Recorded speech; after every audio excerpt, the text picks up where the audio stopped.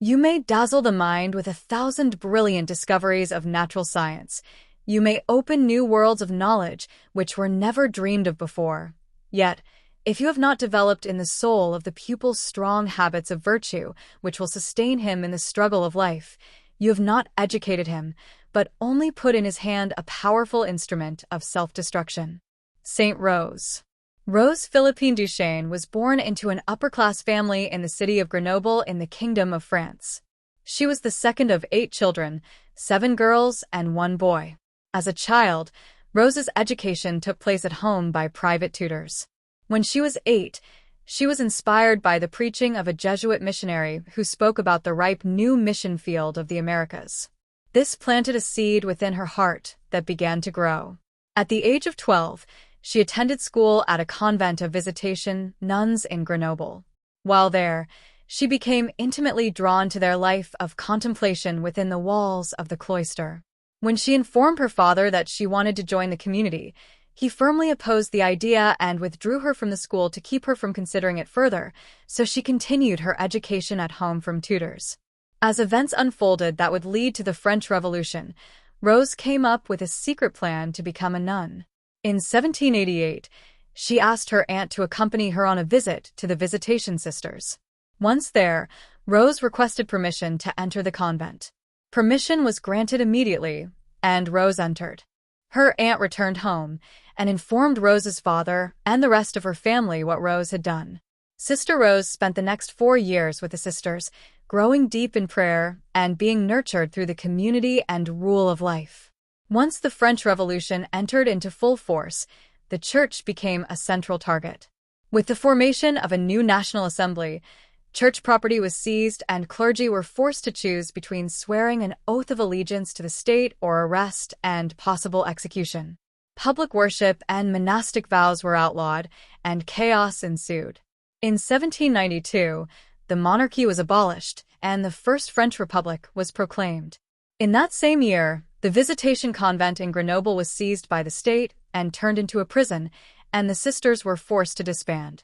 For the next 9 years, Sister Rose lived in her family home where she attempted to continue practicing her religious vocation, along with 2 aunts who were also visitation nuns. In late 1799, Napoleon Bonaparte led a coup and disbanded the revolutionary French government, becoming the first consul of the new French consulate. A little more than a year later, Napoleon and Pope Pius VII signed the Concordat of 1801, which acknowledged Catholicism as the religion of the majority of the French and permitted its public practice to continue under certain state regulations. At that time, Sister Rose and some of her disbanded sisters attempted to return to their convent, but it was in disrepair due to its interim use as a military barracks and prison. Nonetheless, some of the sisters moved in with Sister Rose, who was made superior. By 1804, due to the difficult living conditions at the convent, only 3 sisters remained with Sister Rose. In 1804, Mother Madeleine Sophie Barat, who was canonized in 1925, the founder of a new religious order called the Society of the Sacred Heart, invited the small convent of Visitation Sisters into her order. The sisters agreed, and, in November of that year, Mother Barat traveled to Grenoble to receive them.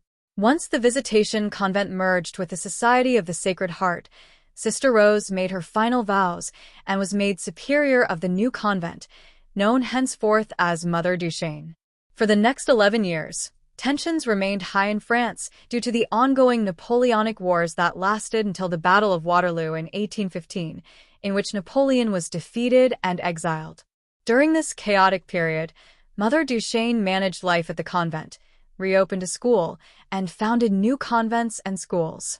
In 1815, Mother Barat invited Mother Duchesne to found a new convent in Paris that would function as the novitiate for the order, as well as operate a school. In 1817, a French missionary named Father William Dubourg returned to Europe from the United States to recruit missionaries for the new territory gained by the Louisiana Purchase. Father Dubourg had been appointed apostolic administrator of the territory in 1812, but it lacked priests and religious. Upon his return, Pope Pius VII appointed him as Bishop of Louisiana and the 2 Floridas and ordained him in Rome. He then spent the next 2 years traveling through Europe to recruit missionaries. In Paris, he met Mother Duchesne, whose heart was immediately inflamed with a desire to assist. This desire had been in her heart since her childhood, and now it was on the verge of becoming a reality. With the approval and blessing of Mother Barat, the 48-year-old Mother Duchesne and 4 of her sisters set sail for New Orleans in 1818 to become missionaries on the new frontier of the United States of America. Upon their arrival, they learned that Bishop Dubourg had moved to St. Louis out of concern for his safety, and he had not made any arrangements for the newly arrived sisters in New Orleans. The sisters then boarded a steamboat and traveled up the Mississippi to St. Louis, settling in the nearby town of St. Charles, where they founded their first convent, a log cabin in the United States. It was one of the most remote parts of the country at that time and brought with it many hardships, uncertainties, and trials. But the sisters persevered, opened a free school for the poor, established their community life of prayer, and persevered in their work of building the kingdom of God in mission territory. Over the next 34 years, Mother Duchesne became a tireless founder. The next convent was founded in Florissant, which would become the mother house and novitiate for the congregation in the United States, and also served a free school. She founded new convents and schools in St. Louis, New Orleans, and other parts of Louisiana as her order continued to grow. Throughout her first 20 years, Mother Duchesne always had a strong desire to minister to the native tribes, but was unable to do so. In 1841, her dream became a reality when she was invited to found a convent to serve the Potawatomi tribe in Sugar Creek, Kansas. Since she was 71 at that time, she wasn't an ideal candidate for the job and further was unable to learn the Potawatomi language. Nonetheless, the Jesuits who were leading the expedition insisted she come for prayer support, which she did to the greatest degree. In fact, she prayed so long and so often that the natives gave her the affectionate name Quah-kah-ka-num-ad, which means, woman who prays always. One story relates that the children were so impressed by her prayerfulness that they would often place pebbles on the hem of her garment as she knelt in prayer at night, and then return the next morning to see if the pebbles were still in place, and they usually were, giving a powerful witness to the mystical nature of her all-night vigils. After about a year in Sugar Creek with the Potawatomi, Mother Duchesne's health took a turn for the worse, compelling her to return to the mother house near St. Louis to rest and be cared for. Just as she was the woman who prays always while among the Potawatomi, so she spent the final decade of her life in continuous prayer, uniting her sufferings to Christ and spiritually mentoring the younger sisters as the community grew. This courageous woman gave up all that she knew and all that she had, except for her religious habit and the companionship of a few sisters, so that she could bring the gospel to the frontier of the United States as the people slowly moved west. Her deepest desire to share the faith with the natives became a reality because of her perseverance and reliance on prayer. As we honor St. Rose today, we honor her as a true spiritual mother who saw everyone as her children whom she needed to nurture and love by instilling faith and hope. In imitation of her, allow the desire to be a missionary to be enkindled within your heart.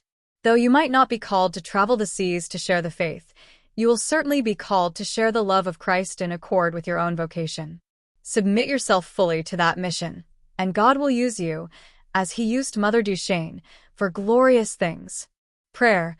St. Rose Philippine Duchesne, God called you from an early age, and you responded. As you endured one hardship after another in the pursuit of your religious vocation, you persevered, continuously devoting yourself to God's service. In the end, God brought every desire He had planted in your heart to fruition. Please pray for me that I will always overcome every obstacle to the fulfillment of God's will by divine faith, hope, and love. I pray that I will always persevere as you did, so that God will be more fully glorified by my life. St. Rose, pray for me. Jesus, I trust in you. This is the saints' path where we walk with the saints so we may one day join them.